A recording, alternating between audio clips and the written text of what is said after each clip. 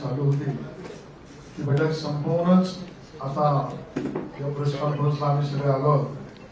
मी थेट म्हणजे देवेंद्रजींनाच निवेदन करीन की त्यांनी आपल्या सगळ्यांशी संवाद साधावा. धन्यवाद.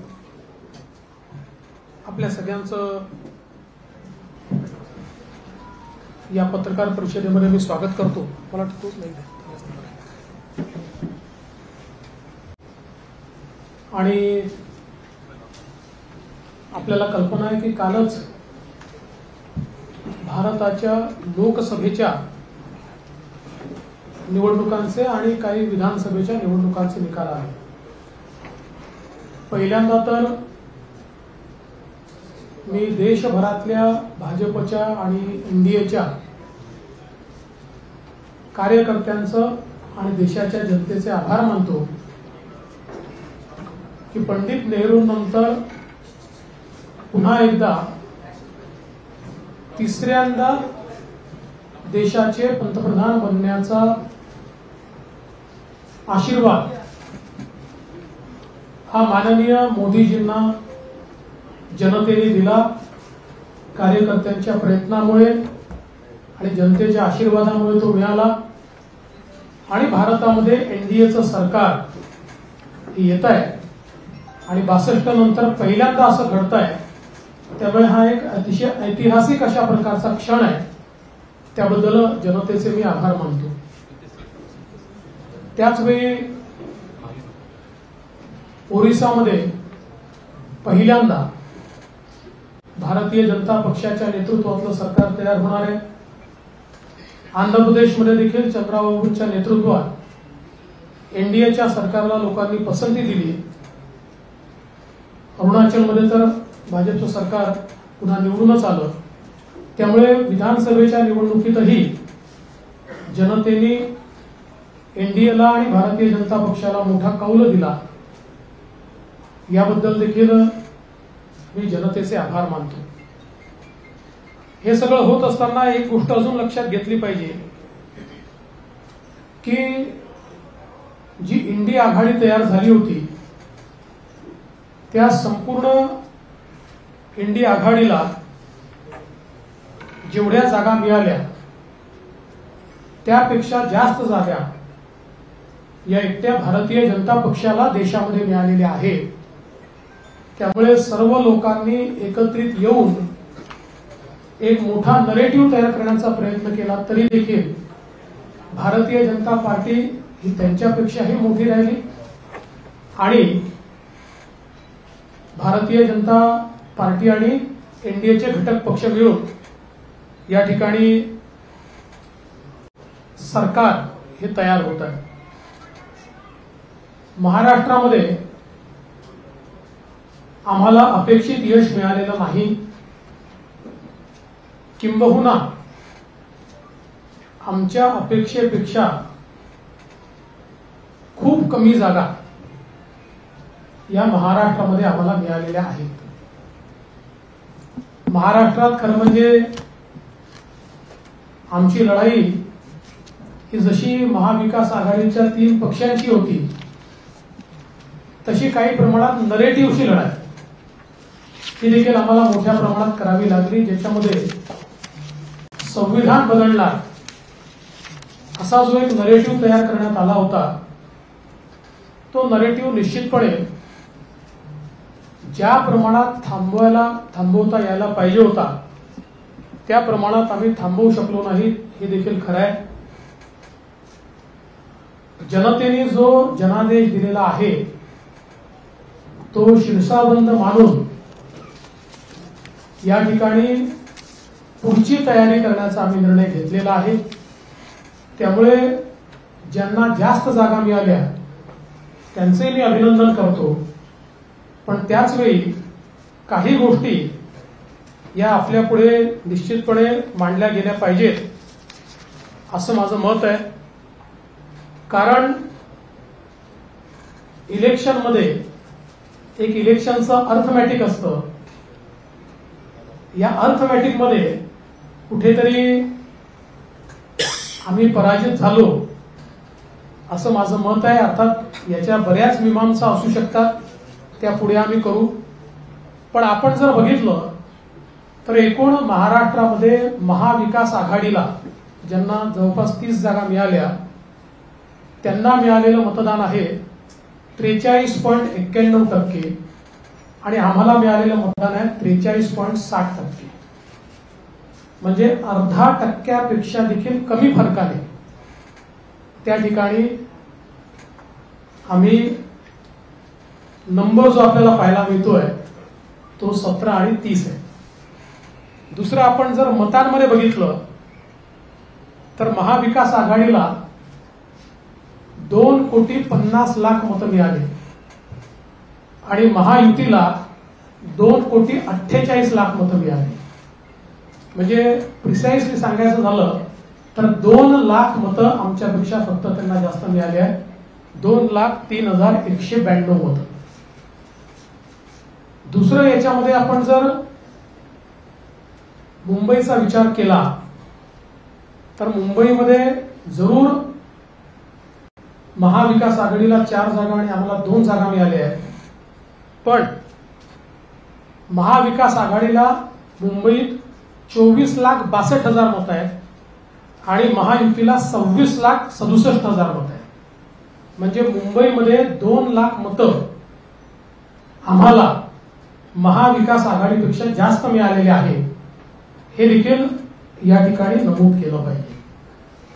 आता हे सगळं होत असताना साधारणपणे मी अरिथमेटिक का म्हटलं तर भारतीय जनता पक्षाचा विचार केला तर आमच्या 8 जागा अशा आहेत की ज्या 4% जास्त कमी फरकाने 4% कमी फरकाने ज्या जागा हरलो.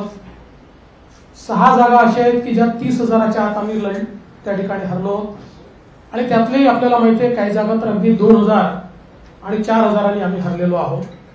याचा अर्थ ही निवडणूक घासून झाली आणि त्याच्यामध्ये कुठेतरी अगदी फ्रॅक्शन्स ची कमतरता आल्यामुळे आमच्या जागांमध्ये मोठ्या प्रमाणात त्या ठिकाणी कमतरता आली. हे देखील मान्य केलं पाहिजे. अगदी आपण मागील वेळेचा जरी विचार केला तर 2019 साली भारतीय जनता पक्षाला 27.84% एवढी मतं होती.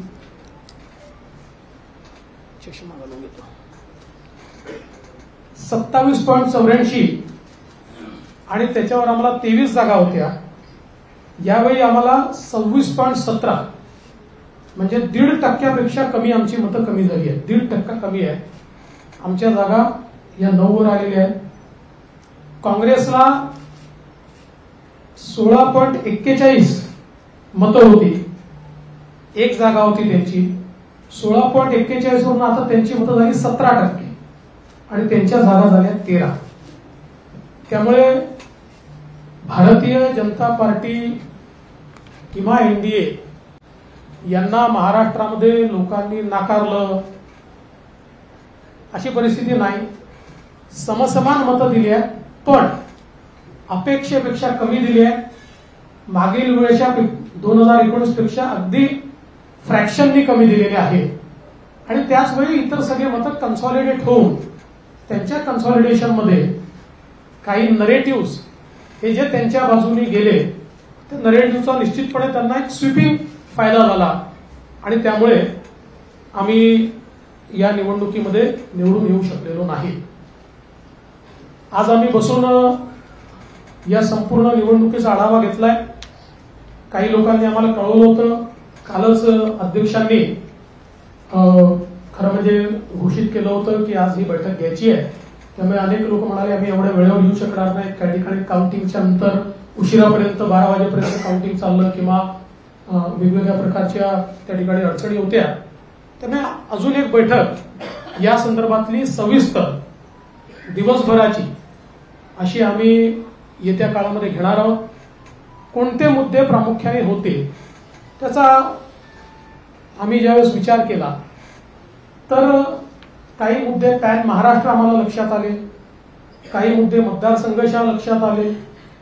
काही ठिकाणी आमच्या उमेदवारांची 2-2 वेळा 3-3 वेळा निवडून आल्यामुळे काही अँटी इन्कम्बन्सी आमच्या लक्षात आली की जी अँटी इन्कम्बन्सी आम्ही सुरुवातीच्या काळात ओळखू शकलो नव्हतो. विशेषतः काही ठिकाणी शेतकऱ्यांचे जे मुद्दे आहेत, हे कांद्याचा मुद्दा असेल, याचा निश्चितपणे काही प्रमाणात परिणाम झालेला आहे. त्याचसोबत जी काही जागतिक व्यापार पेठेमधल्या अडचणींमुळे सोयाबीन आणि कापूस या दोघांचे भाव मध्यंतरी कोसळल्यानंतर ते थोडे परत वर आले, पण त्याचा एक फटका शेतकऱ्यांना पडला. आम्ही त्याला भावांतर योजना अनाऊन्स केली होती, पण आचारसंहितेचं गणित चुकल्यामुळे आम्ही लोकांना ते पैसे देऊ शकलो नाही. काही प्रमाणात त्याचा रोष देखील आम्हाला निश्चितपणे सहन करावा लागला आहे. संविधान बदलाचा विषय तर निश्चितपणे आहेच. काही प्रमाणात अल्पसंख्याकांचं कन्सॉलिडेशन आणि विशेषतः मुंबईसारख्या ठिकाणी आणि अनेक ठिकाणी हे देखील एका वेगळ्या पद्धतीचा नरेटिव्ह त्यांच्यामध्ये गेल्यामुळे ते अधिक प्रमाणात झालं. काही भागामध्ये मराठा आरक्षणाच्या मुद्द्यावर ज्या प्रकारे सरकारने आरक्षण दिल्यानंतर देखील त्या ठिकाणी एक नरेटिव्ह तयार करण्यात आला, तो मला असं वाटतं की आम्ही इफेक्टिव्हली उत्तर देऊ शकलो नाही आणि त्याच्यामुळे त्याचा देखील एक फटका हा निश्चितपणे आम्हाला पडला. विशेषतः मराठवाड्यामध्ये हा फटका आम्हाला त्या ठिकाणी निश्चितपणे पडला. पण त्याहीपेक्षा मला असं वाटतं की मराठवाड्यामध्ये म्हणजे त्याच्यासोबतच फार जास्त पोलराइज्ड अशा प्रकारची निवडणूक ही मराठवाड्यामध्ये तयार झाली आणि त्याच्यामुळे त्याच्याही काही अडचणी या आमच्या लक्षात आलेल्या आहेत. त्याची काही सुधारणा केली पाहिजे, ती निश्चितपणे आम्ही करू आणि इफेक्टिव्हली जे काही काम आपण केलेलं आहे त्या संदर्भात लोकांपर्यंत पोहोचवण्याचा प्रयत्न आम्ही करू. आमची ही बैठक झाल्यानंतर लवकरच आम्ही माननीय मुख्यमंत्री महोदय आणि अजितदादा पवार यांच्यासोबतही एक बैठक घेऊन काही समन्वयाचे विषय या निवडणुकीमध्ये काही मतदारसंघात लक्षात आलेले आहेत, तर त्या विषयांच्या संदर्भात देखील निश्चितपणे त्याच्यावरही विचार करून ते विषय कसे मार्गी लावायचे किंवा तसे विषय येऊ नये याकरता काय प्रयत्न करायचा असाही प्रयत्न हा निश्चितपणे आम्ही करणार आहोत. बाबा माझं बोलूया ना, माझं निवेदन संपलं तर हिंदीत ना. मी कुठे जात नाही, काही घाई करू नका. एकूणच या निवडणुकीमध्ये भारतीय जनता पार्टी म्हणून कार्यकर्त्यांनी उत्तम काम केलेलं आहे. आमच्या प्रदेश अध्यक्षांनी प्रचंड मेहनत या ठिकाणी केली, प्रचंड फिरले, खालपर्यंत जाऊन कार्यकर्त्यांना ऑर्गनाईज करण्याचं काम हे अध्यक्षांनी चांगल्या प्रकारे केलं. मुंबईच्या अध्यक्षांनी स्वतः लक्ष घालून खालपर्यंत पार्टी ऍक्टिव्हेट केली. त्यामुळे जरी आम्हाला जागा कमी पडल्या असल्या तरी देखील मी दोन्ही अध्यक्षांचं या ठिकाणी मनापासून अभिनंदन करतो की त्यांनी अतिशय चांगलं काम या निवडणुकीमध्ये केलंय. आणि मुळातच शेवटी हे किती स्टॅटिस्टिक्स मी मांडलं असलं तरी जागा कमी आलेल्या आहेत ही फॅक्ट आपल्याला या ठिकाणी मान्य करावी लागेल. आणि एकूणच या निवडणुकीचं नेतृत्व हे एक प्रकारे भारतीय जनता पक्षामध्ये मी करत होतो. त्यामुळे या ठिकाणी जो काही पराभव झाला असेल, ज्या काही जागा कमी आल्या असतील, याची सगळी जबाबदारी ही माझी आहे, ती मी स्वीकारतो. मी हे मान्य करतो की कुठेतरी मी स्वतः याच्यामध्ये कमी पडलेलो आहे आणि ती कमतरता भरून काढण्याचा प्रयत्न पूर्णपणे करणार आहे. त्यामुळे हा जो काही भारतीय जनता पक्षाला या ठिकाणी सेटबॅक महाराष्ट्रामध्ये सहन करावा लागला, याची सगळी जबाबदारी ही देवेंद्र फडणवीस मी या ठिकाणी स्वीकारतोय. आणि मी पक्षाला एक विनंती अजून करणार आहे. अर्थात भारतीय जनता पक्षामध्ये पक्ष सगळे निर्णय करतो की आता मला विधानसभेकरता पूर्ण वेळ त्या ठिकाणी उतरायचा आहे. त्याच्यामुळे मी भारतीय जनता पक्षाच्या शीर्षस्थ नेतृत्वाला ही विनंती करणार आहे की त्यांनी मला सरकारमधनं मोकळं करावं आणि पक्षामध्ये पूर्ण वेळ काम करण्याची त्यांनी संधी द्यावी, जेणेकरून ज्या काही कमतरता राहिल्या आहेत त्या कमतरता पूर्ण करण्याच्या दृष्टीने मला माझा पूर्ण वेळ देता येईल. अर्थात बाहेर राहिलो तरी सरकारमध्ये जे काही आम्हाला करायचं आहे ते आमची टीम करेल, त्यांच्यासोबत मी असणारच आहे. या संदर्भात लवकरच पक्षाच्या वरिष्ठांना मी भेटणार आहे आणि मग त्यांच्या सल्ल्याने ते जे सांगतील त्यानुसार पुढची कारवाई मी करेन.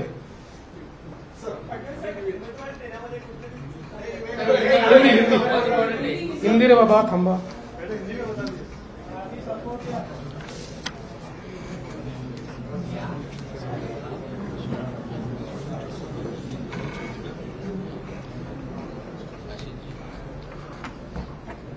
कल लोकसभा के चुनाव संपन्न हुए हैं और लोकसभा के चुनाव में तीसरी बार भारतीय जनता पार्टी के नेतृत्व में एनडीए की सरकार को और मोदी जी को भारत की जनता ने आशीर्वाद दिए. भारत की जनता का मैं आभार व्यक्त करता हूं. विशेष रूप से नेहरू जी के बाद यानी 1962 के बाद मोदी जी ऐसे पहले प्रधानमंत्री होंगे जो तीसरी बार लगातार देश के प्रधानमंत्री बन रहे हैं. एक नया रिकॉर्ड मोदी जी इस चुनाव में कायम कर रहे हैं. इसलिए महाराष्ट्र की ओर से मोदी जी का भी हम लोग आभार व्यक्त करते हैं. और उसके साथ साथ देश में अरुणाचल प्रदेश और उड़ीसा ये दो जगह की विधानसभाओं में लोगों ने भारतीय जनता पार्टी को पूर्ण बहुमत दिया, हमको चुनकर दिया. और आंध्र प्रदेश में चंद्राबाबू नायडू के नेतृत्व में एनडीए को पूर्ण बहुमत दिया. इसके लिए भी वहां के जनता का मैं बहुत बहुत आभार व्यक्त करता हूं. मैं ऐसा मानता हूं कि देश में अच्छे रिजल्ट यहां पर आए, लेकिन महाराष्ट्र में निश्चित रूप से कुछ कमी रही है. जिस प्रकार से 2014 में और 2019 में हम महाराष्ट्र को मोदी जी के पीछे खड़ा कर पाए, उसमें एक बड़ी कमी इस चुनाव में आई है. और भारतीय जनता पार्टी को जिस प्रकार की अपेक्षा थी उस प्रकार की सीटें इस चुनाव में नहीं मिल पाई. हम लोगों का मानना ऐसा है कि इसके कई कारण हैं, लेकिन उन कारणों की ओर जाने से पहले मैं ये स्पष्ट कर देना चाहता हूं कि ये नैरेटिव बिल्कुल गलत है कि महाराष्ट्र में लोगों ने महाविकास आघाड़ी को चुना है और भारतीय जनता पार्टी और महायुति को रिजेक्ट किया है. अगर हम आंकड़े देखें तो हमारे ध्यान में आएगा कि कुल मिलाकर महाराष्ट्र में जो महाविकास आघाड़ी थी उनको 43.91% वोट मिले और एनडीए को 43.60%, 43.60%, यानी आधे प्रतिशत से भी हम पीछे, कम वोटों से हम लोग पीछे हैं. तो इसका मतलब यह है कि दोनों को लोगों ने समान वोट दिए हैं, कहीं पर भी हमको रिजेक्ट किया है, इस प्रकार की परिस्थिति नहीं है. अगर हम इसको वोटों में तब्दील करें तो महाविकास आघाड़ी को 2,50,00,000 वोट मिले हैं और हमें 2,48,00,000 वोट मिले हैं. यानी मात्र 2 लाख वोट हमको कम मिले हैं. लेकिन सीटों का अंतर इन 2 लाख वोटों का ऐसा है, या इस आधे दशमलव का ऐसा है कि महाविकास आघाड़ी को 30 सीटें मिली है और हमें मात्र 17 सीटें मिली है। अगर हम मुंबई का विचार करें तो मुंबई में महाविकास आघाड़ी को 4 सीटें मिली और हमें 2 सीटें मिली, लेकिन मुंबई में महाविकास आघाड़ी को 24 लाख वोट है और हमको 26 लाख वोट है। महाविकास आघाड़ी से 2 लाख वोट ये मुंबई में भारतीय जनता पार्टी और एनडीए ने ज्यादा लिए हुए हैं।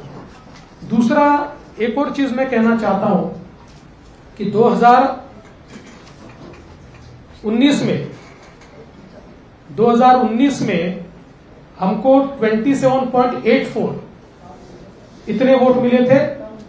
इस बार हमारे वोट बहुत थोड़े घटे हैं।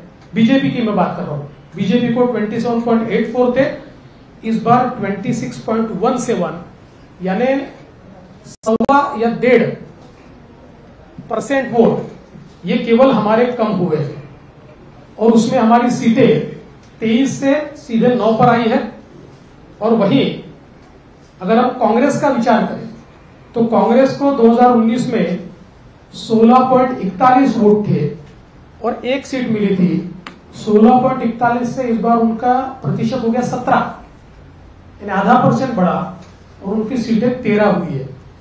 तो अगर हम लोग कुल मिलाकर ये सारी चीजें देखें तो मैं ऐसा कह सकता हूं कि भारतीय जनता पार्टी को और एनडीए को या महायुति को लोगों ने अच्छे वोट दिए हैं, लेकिन पॉलिटिकल अर्थमेटिक इस प्रकार का रहा कि हमारे खिलाफ के वोट ये बड़े पैमाने पर कंसोलिडेट हुए और इसका परिणाम मैं अगर बीजेपी का विचार करूं तो हमारी 8 सीटें ऐसी है कि जो 4% से भी कम वोटों से हारी है। करीब 6 सीटें ऐसी है जिसमें 30,000 से कम मार्जिन से हम हारे हैं और 2,000 से 4,000 से 6,000 से हारने वाली भी सीटें हमारी है। तो मुझे ऐसा लगता है कि ये जो कंसोलिडेशन है इसको हम रोक नहीं पाए। कुल मिलाकर अगर हम इसका थोड़ा एनालिसिस भी करें तो महाराष्ट्र में महाविकास आघाड़ी की 3 पार्टियों के साथ साथ हमको एक नरेटिव के साथ भी लड़ना पड़ा और वो नरेटिव संविधान बदलने वाला नरेटिव था कि जिसने एक डैमेज हमको निश्चित रूप से किया है। इसको इफेक्टिव काउंटर हम कर रहे थे और हमको ऐसा लग रहा था कि हम इफेक्टिवली काउंटर कर रहे हैं, पर मुझे ऐसा लगता है कि हम इफेक्टिवली इसको काउंटर नहीं कर पाए, ये बात भी निश्चित है।